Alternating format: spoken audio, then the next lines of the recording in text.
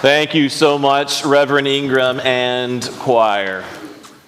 I was doing some reflecting this weekend in preparation for my sermon, and I thought of a long time ago in a galaxy far, far away, when on Friday nights, families gathered around one screen, mind you, and watched something called TV together. Do you remember those times? What about on ABC when they had a series of television shows back to back to back under the theme of TGIF, which stands, of course, for Thank God It's Friday. There were some of my favorite childhood TV shows, and they came one after another, and family TV, surprise, surprise, was all about family. They would introduce the theme stars, the co-stars of the show, all of them dressed in their finest 90s attire, smiling and making portraits, pictures just like this to the camera, to music just like this. Whatever happened to predictability? The milkman, the paperboy, the evening TV. Does anybody remember the name of that show in particular? Full House. The Tanner family that somehow lived in the most expensive part of all of San Francisco. They followed the Winslow family, and they lived in the heart of Chicago. Carl Winslow was the patriarch. I also know him as the cop from Die Hard, but he's also known as Carl Winslow. It was amazing how these families always had these things happen to them. A conflict would arise, but it would always be introduced with a wink, a smile, and sometimes a tagline, like when Urkel would say, "Did I do that?" Remember that? Or maybe sometimes it was Stephanie Tanner, I think in Full House, that would just say, "How rude." And everybody in the audience would laugh. Oh, this conflict is so funny to behold.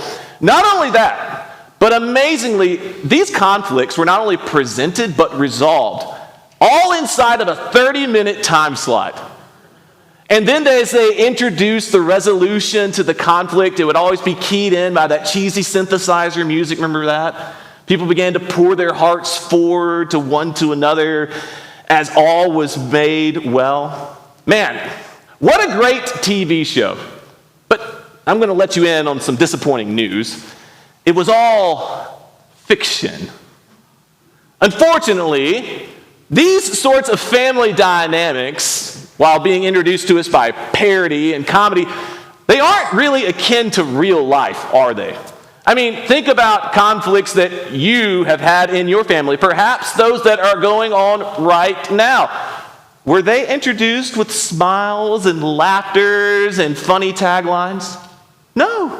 Were they concluded with inside neatly packaged 30-minute television time slots? No. Sometimes they go on and on. Sometimes it's introduced not with smiles and laughter, but with shouts and screams, and dare I even say slammed doors. I would even go so far to say that some family here today perhaps had what I like to call a colorful conversation on the way to church this morning. And it's okay. I know, because I've been there. You're not alone. But how do we seek a way forward? It's certainly not going to be by TGIF. It's going to have to be by something that's far more real and applicable to our life. Now, the good news about the Bible, that which we declare as God's inspired word, is that not only does it introduce real families, but I also find that you're going to find them somewhat relatable. Real families with real issues in the Bible are as such. There are struggling families. Adam and Eve, the first couple of pages into the Bible, struggling, made bad decisions. The fall came, and then they had children. All was well until brother did not like brother, and Cain murdered Abel. A struggling family. I wonder if anybody can relate to that. There are also blended families, those probably better known as his, mine, and ours in today's society. Think no further than Jacob, Rachel, Leah, both of whom were married to Jacob and were sisters, I might add. Talk about strange. And then they had 2 mistresses in addition, all of them producing 12 rival sons. Yes, that was a blended family. But there were also adoptive families. Remember the story of Naomi and Ruth? Mother-in-law and daughter-in-law. The daughter-in-law looks to the mother-in-law who's returning to Bethlehem and says, "Where you go, I will go, and your people will become my people, and your God, my God." Adoptive families. What about multi-ethnic families? People of different races, people of different creeds and belief that married and had children together. Moses and Zipporah, Abraham and Hagar, all multi-ethnic families, all real families with real issues so that you and I can normalize our own issues within our family that need tissues and realize that God speaks to them, and through our own levels of dysfunction says, I have a way and a plan forward. Heck, folks, even the family of Jesus, those that the church refers to as the Holy Family, had a teenage mom, an unexpected pregnancy, and a stepdad.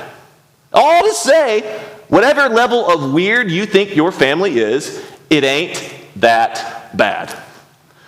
But you can take this to the bank. We all need family. Because family is how we answer that fundamental question in our lives of who are my people? This is something that is across all of history. Every single person needs to be able to readily identify who are their people. This is fact. Just this year in 2023, the Surgeon General of the United States, Dr. Vivek Murthy, not to be just quoted on cigarette labels and beer cans, said the following about the importance of family, saying that loneliness, those who aren't able to answer the question, who are my people, is as dangerous to an individual as consuming 15 cigarettes a day. Loneliness. People who don't have their people. It's like they're smoking a pack and a half of cigarettes. Also consulted with one of our own local experts, Dr. Margaret Snipes, member of this church and professor of anthropology at University of West Georgia, who had this to say about family. Anthropology best defines family as those who are scripted into our lives. This can be those who are outlined by blood relations, like father, mother, brother, sister, as well as fictive kin. These people are grafted into the family through shared experiences or common beliefs. We both need family, biological, as well as those who come into our life and are like family through shared experience, beliefs, and common occurrences in our lives so that we together can answer the question, who are my people? And in the mystery that is God alone, not only did he create the family, but he gives us access to both types. Those biological as well as those spiritual. And God, through his will and his way, wants every family to thrive. Every family in God's heart, he desires for it to thrive. You see, he created you knowing how desperately you need to be able to answer the question, who are my people? And so God made a way. There's a few points I want to introduce, and I want to ask that you repeat them back to me because I believe that within God's heart there are 3 key ways in which he wants to speak to every family here today, both your individual unit of family as well as the collective family of God that is First Baptist Church. Here's the first way: rooted in reconciliation. Can we say that together? Rooted in reconciliation. The next way is thriving by his Spirit. Can we say that together? Thriving by his Spirit. And the last way is one family, one church. Can we say that? One family, one church. Now, Paul, in his letter to the church at Rome, a church that he loved with all of his heart, a church that he outlines he desires to see with all of his heart, yet never gets the chance to do, he outlines a beautiful theological argument for all that the Spirit of God is doing within the church at that day. He wants us to understand clearly how we, as a people of God, are to be rooted in reconciliation, thriving by his Spirit, and ultimately one church, one family. He does this in the verses that you heard read to us by our Kate Jackson. Paul says that the Spirit of God was unleashed by Jesus Christ upon his resurrection from the grave, and because of that, all of us have access to a fulfillment of those three desires within God's heart. That we be rooted in reconciliation, that we be thriving by his Spirit, and that we be one church and one family. Let's talk a little bit first about rooted in reconciliation. I want to begin this point by giving a disclaimer. I'm not asking you to profess a creed or a statement of belief. I'm just asking you to consider the following. Family is hard. There's no tougher business in the world than a family business, is there? You're called to the most intimate of relationships together, where all of your edges are going to be exposed, and you're called to live in the closest form of intimacy possible. If you've got a wayward side about you, living within a family is going to not only expose it, ultimately, your edges cut the people you love the most. But here's the good news. God's expectation of you is not to be the perfect family. Can we all just take a sigh of relief right there? There is no such thing as the perfect family. There is no such thing as the perfect family member. But what there is through Jesus Christ, we have unending access to one whom with we can be reconciled to God through. And through the forgiveness that we receive through Jesus Christ, we therefore can issue as well as receive forgiveness on a continual, ongoing basis with those who we call family. You see, Jesus is a realist. When he told even his own mother, brother, and sister, "Who is my mother? Who is my brother? Who is my sister? Those who do the will of God are my family." It was outlined to you in that hymn that you just sang. He's not talking about a perfect union between he and his disciples and those who declared him as Savior. But what he is talking about is an authentic relationship. I guess that's all we can truly hope for within our family units. Within all the world in which we find ourselves posturing, putting images out there of our false self, inevitably, we have to have people with whom we can share our real identity and our heart.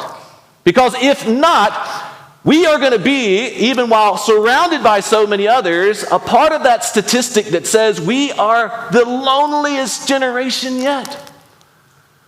Jesus, in his Lord's Prayer, that which we just said, gives us ways and access in which we can understand the ongoing reconciliation that must be a part of our lives. And he says it as such: "Forgive us of our trespasses, as we forgive those who trespass against us." Now, I love that word trespasses, especially as it pertains to the family. You might have felt this before, but sometimes it feels like family can be in your business, doesn't it? It seems like sometimes you can be stepping on top of each other. We can resent one another for living in such close proximity to each other. And that's why Jesus says, inasmuch as you have received forgiveness for all of your trespasses, those which are the most egregious to those which might just be more akin to a little white lie, you also can come to me and ask for help in way of issuing reconciliation to others. You see, it's not all on you. Inasmuch as you've received the reconciliation through Jesus Christ to God, you therefore can ask for Jesus' help to issue reconciliation to others. After all, it's hard to forgive. And that's why Paul outlines how we get to cry out to God. He says, you're not slaves. You know what a slave hears when they issue a cry for help? Too bad. You're a slave. I'm the owner. Them's the rules. Paul says, no, you have become adopted sons and daughters. When you cry out to God for help, God, family's hard. I know I need to live reconciled to you, and I know I need to live reconciled to them. This is the only way this family business is going to work. You get to cry out as one who is a son and daughter of the living God. That's why Paul accentuates that word Abba, that same word that Jesus used when he was on the cross. He said, Abba.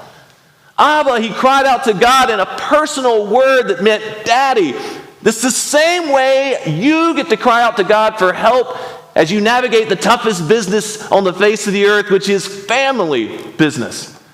And as surely as you do, you issue your cry for help as an inheritor of the kingdom of God. Paul says that, in other words, you talk to God as if you know that your name is already on the will. This is not under sealed documentation like, so many indictments that have been across the news and the world waits with all of this collective anxiety to see what this indictment has said. No. You know your name is on the will. You, in freedom and in boldness, can cry out to God and say, help me live a reconciled life. Me to you first and foremost, and then me to others. Because family is hard. But if we're going to make it, if we're going to live through this and count it as joy, we're going to have to live so reconciled. But that's not all. Did you know that God wants you to thrive by His Spirit? Did you know that God has a unique plan for each and every family in here? Did you know that God has a unique plan for your family? That is in the heart of God, but the truth of the matter is that far too many families don't take the necessary time to learn what God's individual plan for their family life is. Now, the mystery of what God's plan for you, I feel like, is somewhat outlined by our 5 core community values here at First Baptist Church.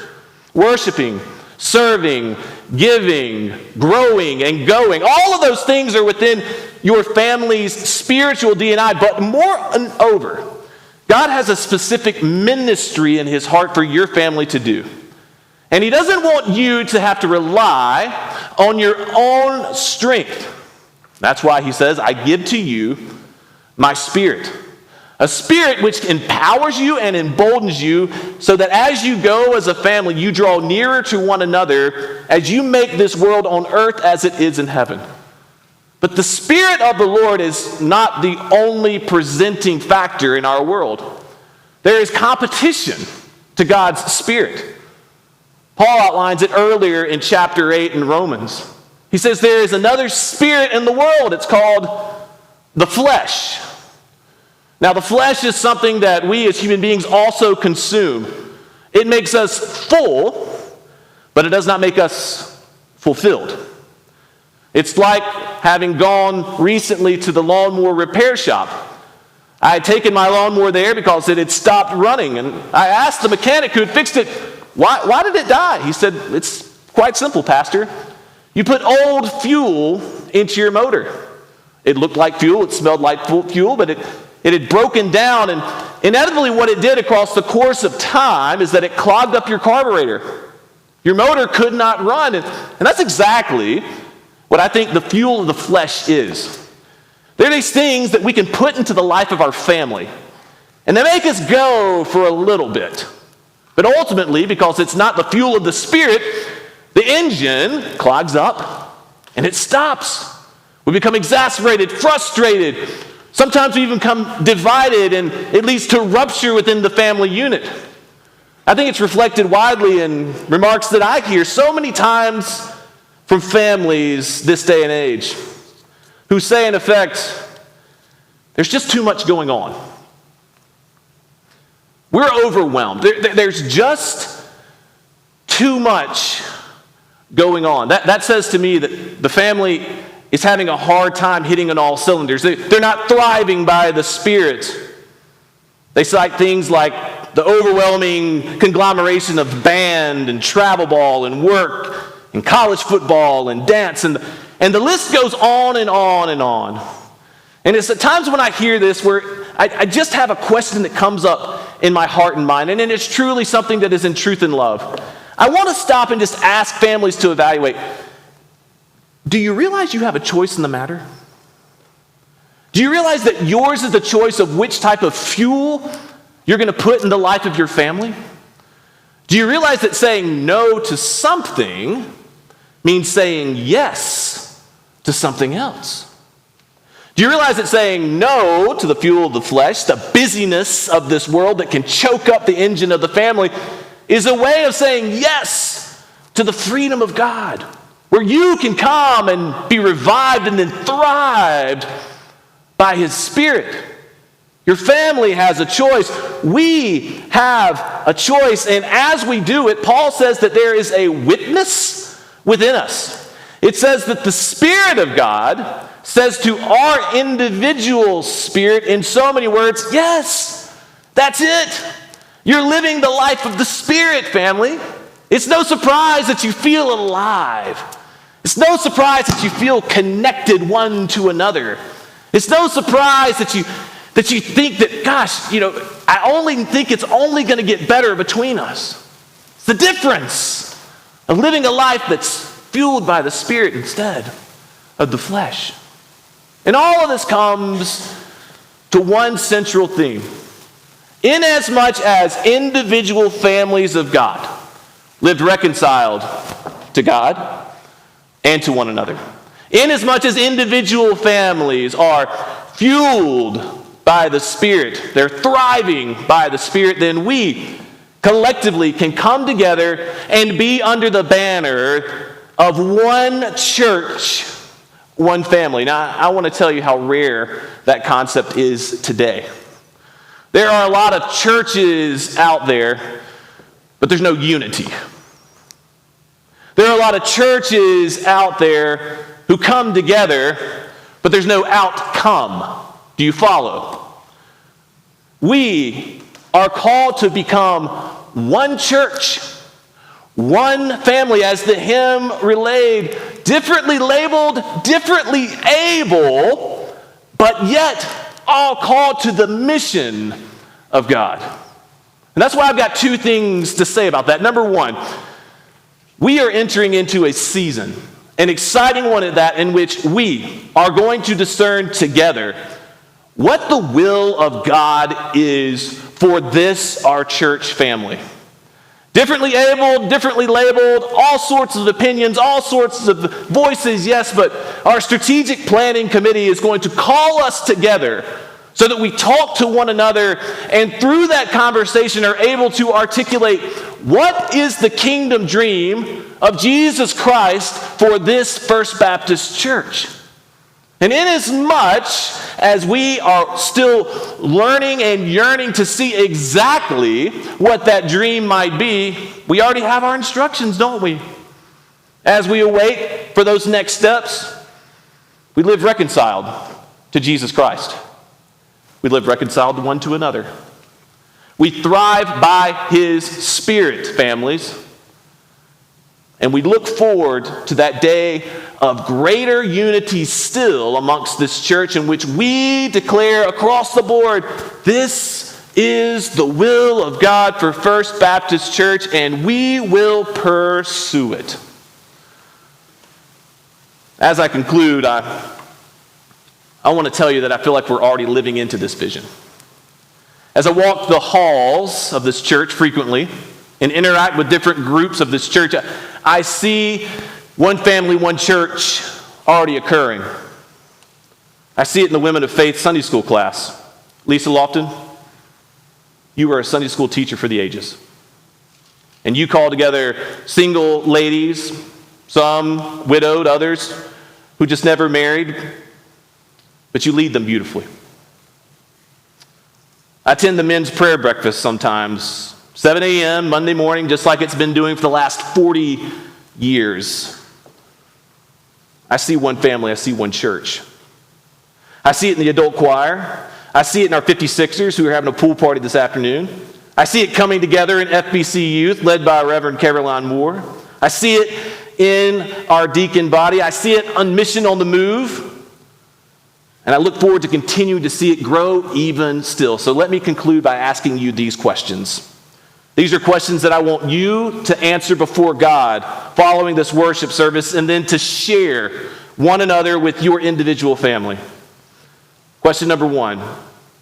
Is your family rooted in reconciliation to God and to one another? Is your family living in reconciliation to God and one to another? Are you thriving through the life of the Spirit in your family? Are you thriving through the life of the Spirit in your family, or do you feel like you're merely surviving? And this last one, how can you pray for the Spirit of God to lead this, our church family, in the months and years to come? Now, those are questions I want you to answer. That is part of your response time to your message, as is this. During the invitation hymn that is to come, I want to invite you and your family to a time of prayer. Whether that's in the pew or whether that's here before us in this altar, you come with your family, whether that's a family that's adopted, whether that's a family that's biological, whether that's a family that you feel like is blended, whether that's a family that you feel like is mending. You come with your family. You pray with your family so that here and now you live into the vision that Jesus Christ has for you, living in reconciliation, thriving by his Spirit, and always anticipating the ultimate goal of Jesus Christ himself. One church, one family. Will you stand, will you sing, and will you respond as God so leads?